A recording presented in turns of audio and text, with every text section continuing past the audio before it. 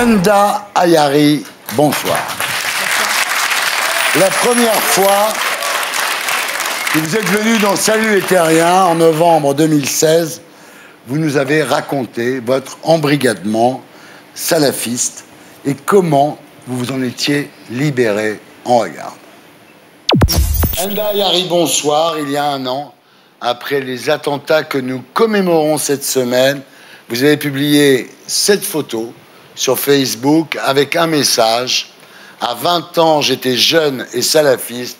À 39 ans, je suis une femme musulmane libre.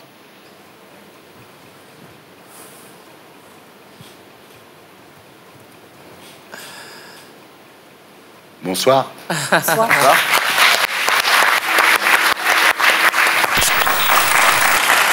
Alors, déjà à l'époque de votre premier livre, vous révéliez avoir été victime d'un viol par un homme dans un hôtel à Paris, un intellectuel musulman que vous appeliez Zoubeir. Mais en octobre 2017, dans l'élan du mouvement Balance ton port, vous affirmez qu'il s'agit de Tariq Ramadan. Vous portez plainte contre lui. Cette histoire, vous la racontez aujourd'hui dans un livre intitulé « Plus jamais voilé, plus jamais violé », publié aux éditions de l'Observatoire et dans Salut les Terriens.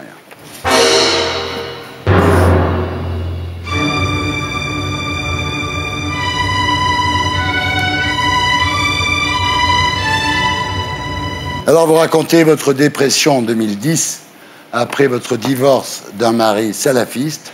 Vous vous retrouvez au chômage, sans logement, vous avez perdu la garde de vos enfants, vous n'avez pas encore abandonné à l'époque le salafisme, et vous contactez Tariq Ramadan pour savoir s'il faut enlever le voile pour trouver du travail. Et là, vous entamez avec Tariq Ramadan un certain nombre de conversations sur Facebook. Quel type de conversation à l'époque?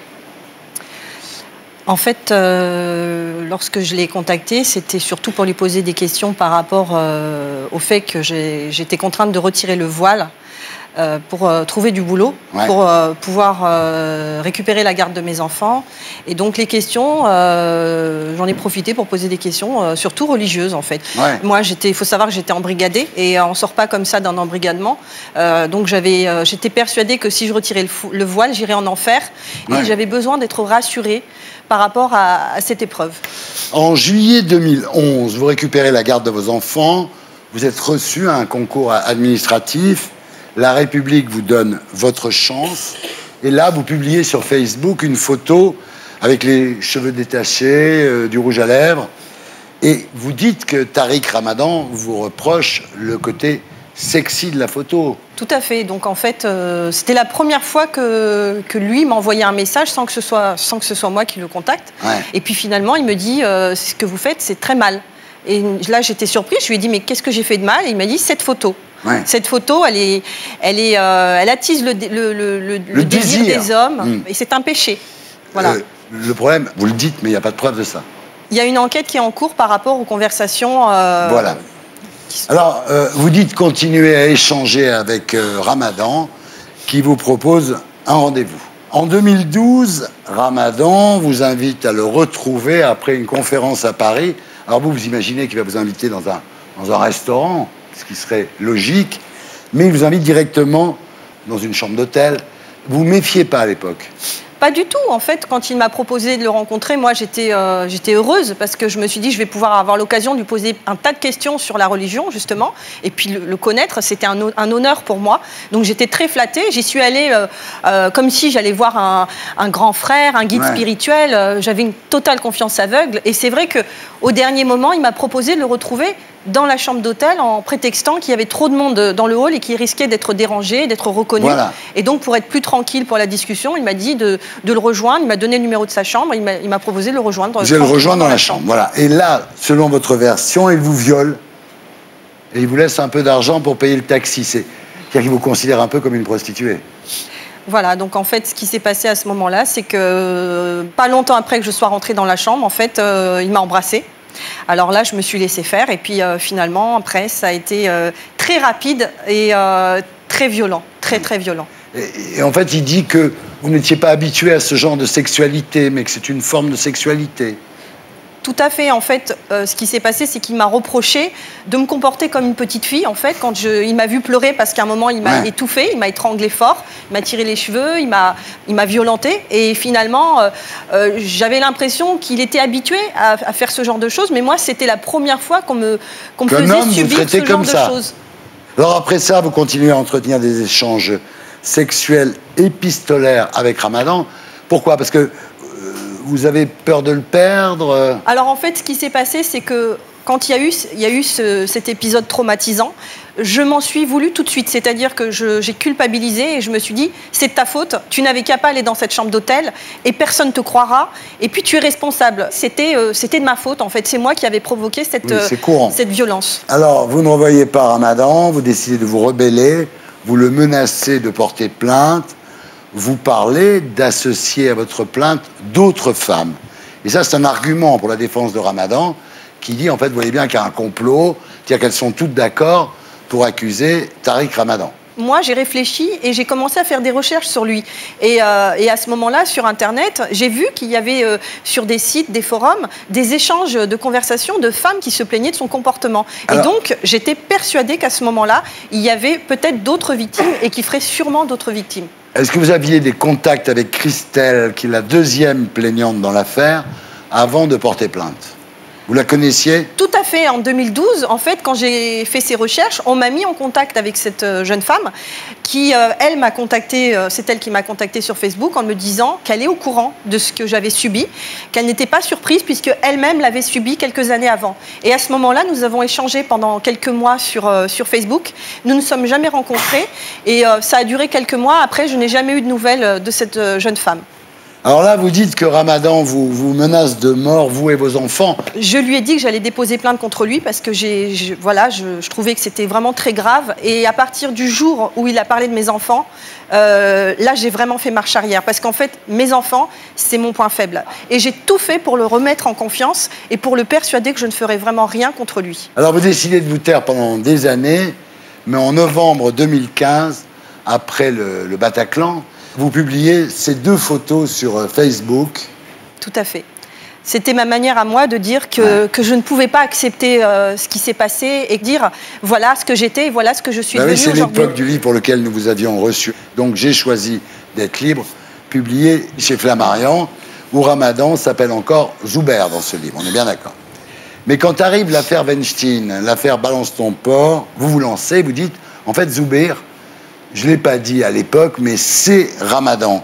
Vous déposez plainte contre lui et l'affaire Ramadan est lancée à ce moment-là. C'est vous qui avez déclenché l'affaire. Tout à fait.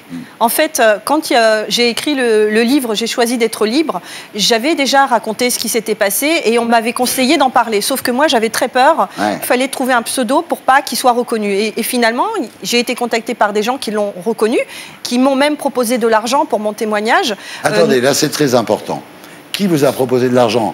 Une chaîne saoudienne qui m'a contactée au mois de juillet 2017, qui m'a proposé beaucoup d'argent, justement, parce qu'ils ont reconnu Ramadan. Ils m'ont dit qu'ils étaient au courant qu'il avait fait ça à d'autres femmes. Et j'ai refusé à ce moment-là en disant que je ne voulais pas de cet argent, que je n'étais pas prête à porter plainte ni à témoigner. Et quand il y a eu l'affaire Weinstein, j'ai eu comme un déclic, en fait, parce que je me suis dit, mais si ces femmes le font et nous conseillent de le faire, peut-être qu'il faut que je le fasse, peut-être que c'est le moment ou jamais, et que je n'aurai jamais d'autres possibilités qu'à cet instant. Et c'est pour ça que j'ai parlé. Tariq Ramadan nie le viol, évidemment. Il vous a bien rencontré, dit-il, mais au Bourget, après une conférence. C'est faux, totalement faux. Je ne suis pas allée au Bourget.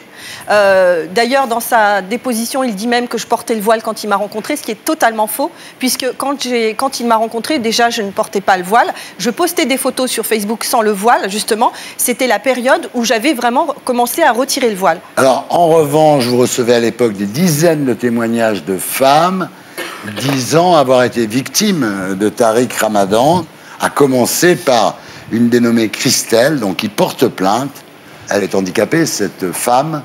Elle a des béquilles et elle raconte que Ramadan a donné un coup de pied dans ses béquilles pour qu'elle tombe par terre avant de la sodomiser, de la violer avec un objet et de lui uriner dessus. Voilà ce que raconte Christelle. Hein. Oui. Alors, évidemment, à ce moment-là, la défense de Ramadan produit un billet d'avion en disant « mais il n'était pas là ce jour-là, il ne peut pas avoir fait ça », sauf que il n'a pas pris l'avion ce jour-là. Alors, Tariq Ramadan, à ce moment-là, est mis en examen. Il est incarcéré à l'hôpital pénitentiaire de Fresnes parce qu'il est malade. Il a la sclérose en plaques. Donc il dit « j'ai besoin de sortir pour me soigner ». L'administration lui répond « non, on va vous soigner à l'hôpital pénitentiaire de Fresnes ». Voilà. Et il est toujours en prison, malgré les demandes répétées de ses avocats. Tariq Ramadan, bien sûr, qui est présumé innocent. On est bien d'accord. Alors depuis, il y a eu de nouvelles plaintes. Il y a une escort girl qui est citée aussi, malheureusement pour elle, dans l'affaire du Carlton à Lille, l'affaire DSK. Je la trouve doublement courageuse parce qu'avec un parcours aussi difficile que le sien, ouais. Pour qu'elle trouve la force et le courage de parler aujourd'hui, c'est que vraiment, elle a dû vraiment souffrir, beaucoup souffrir avec cette personne. Il y a une Américaine aussi qui porte plainte par téléphone. Elle appelle l'administration française des États-Unis en disant « j'ai été violée par Ramadan ». Voilà. Il y a une Suissesse aussi, mais là, tout ça est en train d'être étudié. Donc on ne peut pas trop en parler parce que c'est en cours. Voilà. Pour vous, Enda, la vie est devenue un enfer, j'imagine, non? Oui. Je savais que ce serait difficile, mais je ne pensais pas que ce serait aussi violent. C'est très difficile parce que vous êtes obligé de sortir déguisé avec un chapeau ou un bonnet, des lunettes noires. Ensuite, on crève les pneus de votre voiture. On met des excréments devant votre voiture. Oui, on m'a tout fait. Sur les réseaux sociaux, vous savez qu'on vous accuse d'être financé par le Mossad, qui sont les services secrets israéliens. Alors, le Mossad, il vous donne combien? Rien. Rien. Rien. C'est faux. C'est totalement faux. Dès le départ, on a dit que j'étais payée par les sionistes. Et lui-même l'a dit sur sa page Facebook. Très rapidement, il a partagé une publication en disant que je reversais 5% des ventes de mon livre à une association israélienne. Donc, ça a fait le tour des réseaux sociaux. Et je me suis retrouvée avec des centaines, des milliers de messages de personnes qui m'ont insulté, menacé de mort. Les haters ne vous ménagent pas sur les réseaux sociaux, c'est clair. Non, non. Et on me fait passer pour une menteuse, pour une mytho, pour une nymphomane. On a même dit que j'étais une ex-prostituée, ce qui est totalement faux. On m'a fait vraiment du mal. Est-ce que vous avez une protection policière? Non, je n'ai jamais eu de protection policière. J'ai eu des contacts avec la police qui m'ont expliqué que mon numéro de téléphone était classé parmi les numéros sensibles, que si j'appelais, il y aurait une intervention rapide, mais c'est la seule chose qui est concrète. D'accord. Voilà. Alors, ce qui est pire, c'est que votre maman a décidé de se voiler parce qu'elle a honte de vous. Tout à fait. Donc, en fait, ma famille m'a bannie. Je ne suis plus en contact avec les membres de ma famille. Malheureusement, en fait... Votre père ne vous parle plus, votre fils aîné non plus. Il vous reste votre fille de 16 ans et votre fils de 13 ans. Voilà. C'est ça. En fait, je fais honte. Je fais honte. On a dit que que le fait que je dénonce un violeur, que c'était quelque chose de honteux. Et aujourd'hui, moi, j'ai peut-être brisé un tabou. Mais ça a commencé, cette histoire, avec votre mère. Vous avez 9 ans. Il y a quelqu'un qui vous commence à faire des attouchements, et votre mère, au lieu d'engueuler le mec, elle vous engueule vous, en vous disant « c'est toi qui l'as excité ». Vrai ou pas? Tout à fait. En fait, c'était mon cousin. C'était l'été de mes 9 ans. Il a fait une tentative de viol sur moi pendant que je faisais la sieste. Et donc, moi, je me suis réveillée. Heureusement, il n'a pas eu le temps de me violer. Quand j'ai été voir ma mère et mes tantes, ma mère m'a giflé et elle m'a dit « c'est toi qui l'as provoqué ». Et elle m'a insulté de pute à partir de ce jour-là régulièrement. Voilà. Alors, moi, je ne doute pas a priori, évidemment, de votre sincérité. Pourquoi le ferais-je? Mais le 24 mai dernier, au sujet de votre viol par Tariq Ramadan, vous avez dit, en fait, je me suis trompé, c'est une autre date, c'est un autre lieu. Voilà. Tout à fait. Et en fait, vous étiez un petit peu obligé de faire cette mise à jour, parce que quand on vous demande de décrire la chambre où vous avez été violé, la description est un petit peu erronée. Qu'avez-vous à répondre à ça? Comment, quand on est violé dans un hôtel, on peut dire c'était pas dans le 15e, finalement c'était place de la République? Pour moi, c'était pas clair. Ça faisait 5 ans. Je ne savais pas, durant 5 ans, si un jour je porterais plainte. Moi, j'ai vécu un événement qui m'a traumatisée, qui m'a bouleversée. Et c'est vrai que je suis une personne qui a un instinct de survie depuis mon enfance, parce que j'ai été une enfant maltraitée. J'ai été une femme battue. voilà. Par votre mari, c'est la fille. Voilà, et une enfant maltraitée par ma mère. Et donc, depuis très jeune, j'ai toujours été une personne qui va de l'avant. C'est-à-dire, pour m'en sortir, c'est d'essayer d'oublier le mal pour avancer vers l'avenir et construire. Et donc, c'est vrai qu'à partir du moment où il y a eu ce qui s'est passé avec lui, lui-même m'a dit, il faut que tu oublies ce qui s'est passé, tu te concentres vers ton avenir professionnel. Et c'est ce que j'ai fait. Donc, ce que vous dites aujourd'hui, c'est que si vous ne vous souvenez pas de l'hôtel, c'est parce que vous l'avez enfoui d'une certaine façon. Voilà, et à un moment donné, il a fallu que je porte plainte pour me libérer. Et en fait, j'avais pas noté ce jour du viol, j'avais pas noté l'hôtel. Ce que je me souvenais, c'est que lui me parlait régulièrement de l'hôtel Holiday Inn. J'ai donné tout ce dont je me souvenais aux enquêteurs. Et à partir du moment où j'ai vu les juges... il y a des choses qui n'étaient pas claires pour moi au niveau des dates.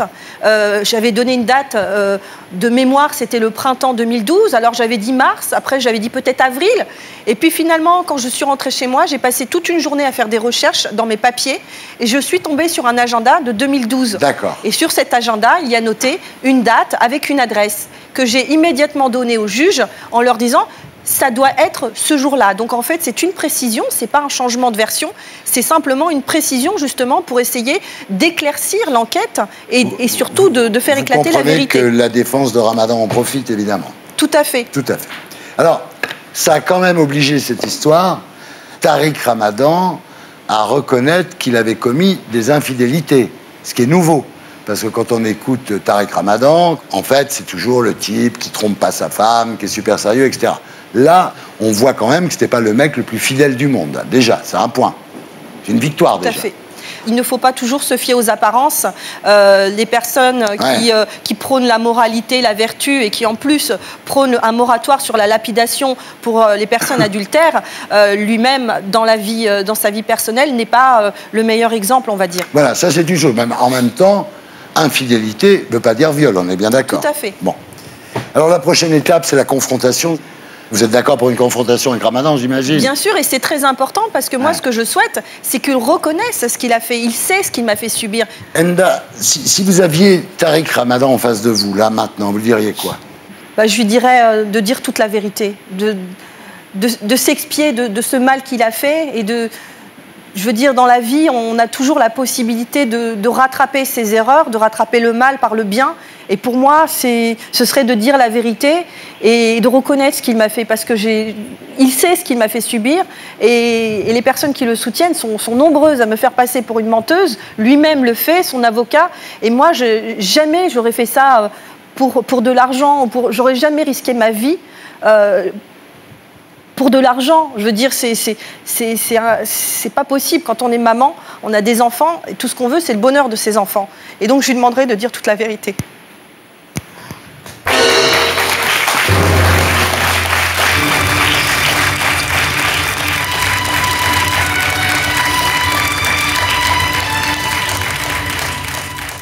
Et pour être sûr de ne rien rater de Inarditube, abonnez-vous et mettez un pouce bleu.